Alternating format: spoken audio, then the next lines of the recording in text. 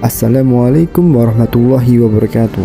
Segala puji bagi Allah, Tuhan semesta alam, yang mana Allah subhanahu wa ta'ala telah menciptakan 7 lapis langit tanpa tiang dan menciptakan 7 lapis bumi tanpa gantungan.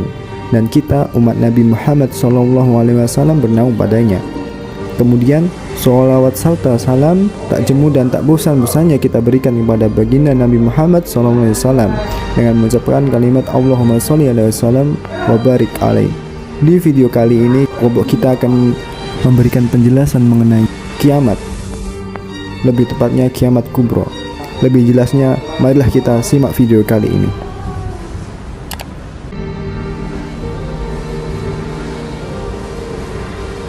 Hari kiamat terdiri dari 2 kata, yaitu hari dan kiamat.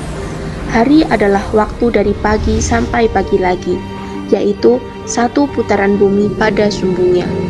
Waktu selama matahari menerangi tempat kita dari matahari terbit sampai matahari terbenam.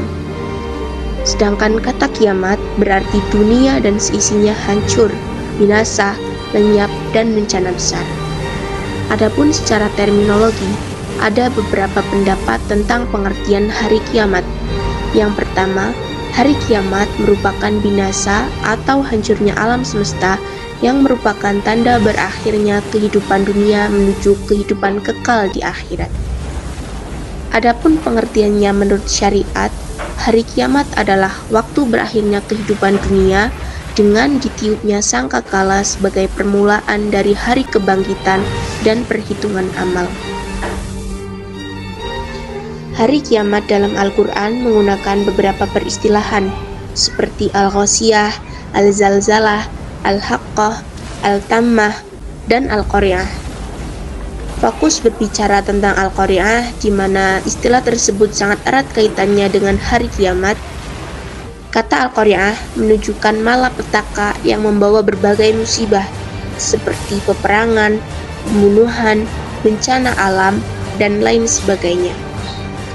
Namun, secara harfiah, kata Al-Qari'ah bermakna mengetuk, pukulan, merisaukan, dan menggelisahkan. Kata Al-Qari'ah diartikan sebagai sesuatu yang keras yang mengetuk, sehingga memekakkan telinga, hati, dan pikiran manusia. Suara yang membekakkan tersebut diakibatkan oleh kehancuran alam raya. Kehancuran alam raya itulah yang dikenal sebagai hari kiamat. Kiamat kubra adalah hancurnya dunia dan segala isinya, termasuk manusia, binatang, hingga tumbuh-tumbuhan, serta berhamburannya segala benda langit lain seperti matahari, bulan, dan planet. Kiamat kubra merupakan hari akhir dari segala kehidupan di alam semesta. Datangnya kiamat kubra ditandai dengan tiupan trompet sangkakala yang ditiup oleh Israfil. Peristiwa ini telah tertulis dalam firman Allah Subhanahu wa Ta'ala dalam surah Az-Zumar ayat 68 yang berbunyi, وَأَشْرَقَتِ الْأَرْضُ بِنُورِ رَبِّهَا وَوُضِعَ الْكِتَابُ وَجِيءَ بِالنَّبِيِّينَ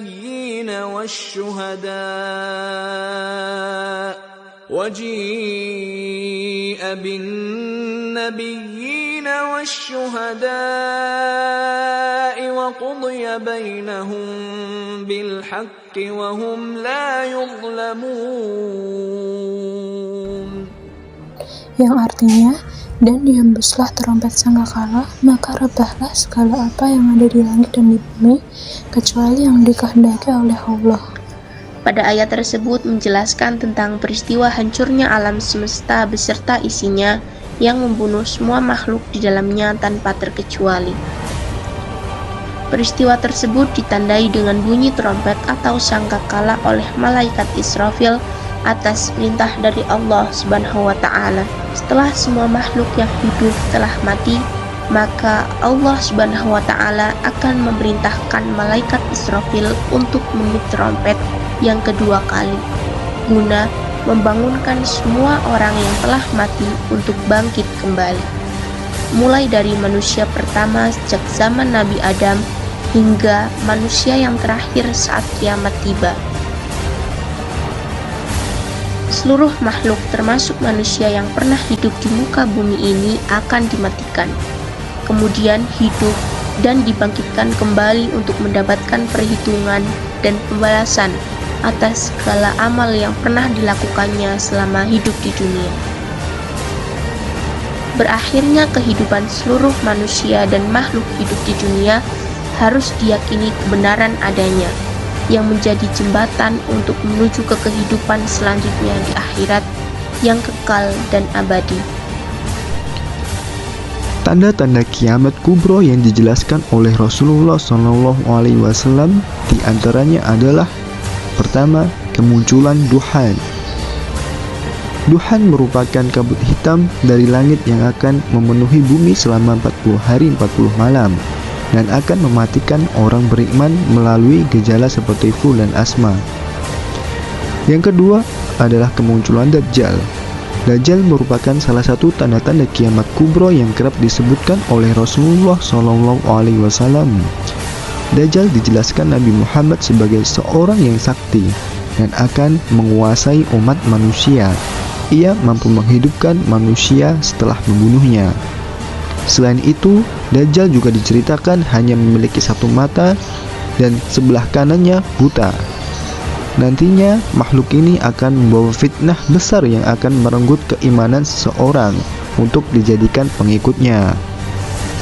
Yang ketiga adalah kemunculan dabbah. Allah Subhanahu wa Ta'ala akan memunculkan binatang dabbah yang akan meracuni dan membunuh semua orang pada saat hari kiamat nanti. Binatang tersebut berwarna mengkilat dan berkulit halus. Yang keempat adalah munculnya matahari dari barat. Tidak akan terjadi hari kiamat sehingga matahari terbit dari sebelah barat. Maka apabila matahari terbit dari sebelah barat, lalu manusia pun akan beriman seluruhnya. Akan tetapi kelakuan yang demikian itu di saat tidak berguna lagi keimanan seseorang yang perlu beriman sebelum beriman. Setelah kejadian tersebut, atau memang berbuat kebaikan dengan keimanan yang sudah dimilikinya itu. Hadis riwayat Bukhari, Muslim, dan Abu Daud. 5. Turunnya Nabi Isa. Allah menjelaskan tentang peristiwa ini di dalam surat Al-Imran ayat 55 yang artinya, ingatlah ketika Allah berfirman, "Hai Isa, sesungguhnya Aku akan menyampaikan kamu kepada akhir ajalmu dan mengangkat kamu kepadaku serta membersihkan kamu dari orang-orang yang kafir dan menjadikan orang-orang yang mengikuti kamu di atas orang-orang kafir hingga hari kiamat. Kemudian hanya kepada Akulah kembalimu, lalu aku memutuskan di antaramu tentang hal-hal yang selalu kamu berselisih kepadanya." 6. Ya'juj dan Ma'juj. Kedua suku ini akan muncul pada saat akhir zaman dan akan berperang dengan pasukan Nabi Isa di Bukit Tursina. 7. Tenggelamnya bumi. Penenggelaman daratan di muka bumi yang meliputi bagian barat, timur, serta jazirah Arab merupakan salah satu ciri kiamat kubro. 8. Kemunculan api. Munculnya api dari Yaman akan menggiring semua orang dan makhluk menuju suatu tempat sebelum ditiupkannya sangkakala yang pertama. Dalam eskatologi Islam, Yaman adalah sumbu api. Hal ini merujuk pada hadis riwayat Muslim tentang salah satu tanda kiamat, bahwa akan keluar api dari Yaman. Rasulullah Shallallahu Alaihi Wasallam bersabda, akan keluar api dari Hadramaut, yaitu Yaman, atau Laut Hadramaut sebelum hari kiamat yang akan menggiring manusia. Apa hikmahnya kita meyakini hari akhir? Yaitu yang pertama, marilah kita senantiasa berusaha menjadi manusia yang lebih baik. Kata Nabi kita Muhammad SAW, beliau menyatakan bahwasanya hari ini harus lebih baik daripada hari-hari itu, harus lebih baik daripada hari ini. Oleh karenanya marilah kita senantiasa berusaha menjadikan hari ini lebih baik daripada hari kemarin dengan amal yang baik dan amal ibadah kepada Allah Subhanahu wa Ta'ala. Senantiasa bermuamalah kepada sesama manusia dengan sebaik-baiknya, kemudian tidak silau kepada gemericnya kehidupan dunia. dan dunia menawarkan kenikmatan yang luar biasa, tetapi marilah kita senantiasa mengingat Allah Subhanahu wa taala, mengingat kehidupan setelah mati, sehingga kita tidak silau dengan berlakunya kehidupan dunia, dan kemudian tidak cinta dunia dan harta setelah berlebihan, yang artinya kita boleh menginginkan kehidupan dunia tetapi kita harus juga kehidupan akhirat. Artinya kita bisa mendapatkan kehidupan bahagia di dunia dan kebahagiaan di akhirat. Yang selanjutnya adalah tidak iri atas nikmat orang lain. Ketika saudara kita, tetangga kita, teman kita mendapatkan nikmat, kita berusaha berbahagia dan bersyukur. Mudah-mudahan kita semua juga mendapatkan kebahagiaan dan rezeki seperti teman dan saudara kita, sehingga kita bisa bersyukur. Dan selanjutnya kita semua harus bersikap rendah hati dalam kehidupan, dalam keadaan kaya maupun dalam keadaan miskin. Kita harus tetap bersikap rendah hati, tidak sombong, karena kesombongan hanya milik Allah Subhanahu wa taala. Selanjutnya adalah bersikap optimis dan lapang dada dalam kehidupan ini. Kita harus nantiasa bersikap optimis, percaya diri dengan bantuan doa kepada Allah Subhanahu wa taala, dan usaha kita semoga kehidupan kita menjadi sukses, menjadi bahagia dan mendapatkan ridho dari Allah Subhanahu wa taala.